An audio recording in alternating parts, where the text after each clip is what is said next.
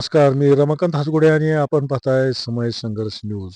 तर आज मराठवाड्यामध्ये वेळ अमावस्या हा सण प्रत्येक शेतकरी अत्यंत उत्साहानं साजरा करत असतो.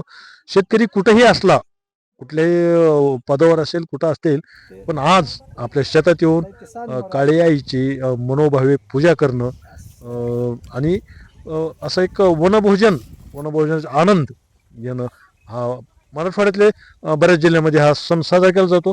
तर आज आपण आलो आहोत धाराशिव जिल्ह्यातील तेर या ठिकाणी आणि तेरचे माजी सरपंच महादेव उर्फ मुन्ना खटावकर त्यांच्या शेतामध्ये आलो आहोत.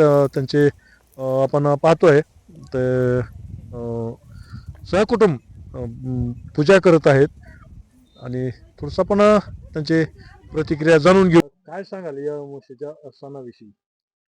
आज आपला भारत देश म्हणजे कृषीप्रधान देश आहे.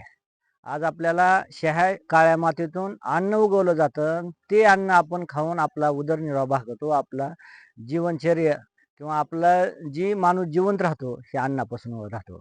मग त्या काळ्या आईची आज पूजा झाली पाहिजे, असं अनेक वर्षापासून किंवा आपण बघतो, कुठलं घर असले तर वास्तुशांती करतो. तसं ज्या शेतानं आपल्या काळ्या माईनं आपल्याला अन्न दिलेलं आहे, त्या काळ्या माईचं आज कुठेतरी ऋण फेडण्यासाठी आपण आज अनेक वर्षापासून आज आपण शेतात येत असतो. आपण कुठेही असलो, काही करीत असलो, तरी आपण शेतात येत असतो.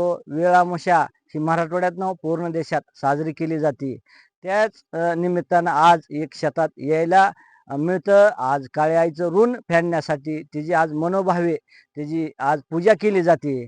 आणि जो आपल्या शेतात आपण पेरलेलं असतं, गहू असेल, ज्वारी असेल किंवा जे काही पिकं असतात, त्या पिकाचीही आज आपण पूजा करतो. आणि असं सुंदर असं आपण ज्या काळ्या माईनं आपल्याला अन्न दिलं असतं, ते अन्न शिजवून आपण त्याची पूजा करतो आणि वनभोजन करून आज आनंद व्यक्त करतो. आपल्या लहान मुलासहित, नातलागासहित सगळे येऊन आपण शेतात आज पूजा केलेली आहे. आज आपण बघू शकता.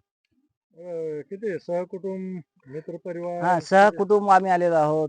आमचे त्या जे शाळेत आमची मुलं आहेत, त्यांचे सोलापूरहून आज या ठिकाणी आलेले आहेत ते.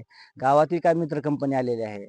आम्ही सगळ्याला बोलवून प्रत्येकाच्या शेतात आपलं आपलं नातलग किंवा मित्र कंपनीला बोलवून किंवा मुलांना शाळेतील बोलवून आपण वनभोजन देत असतो. प्रत्येक शेतकरी देत असतो आणि काळ्या माईच्या पूजाही केली जाते.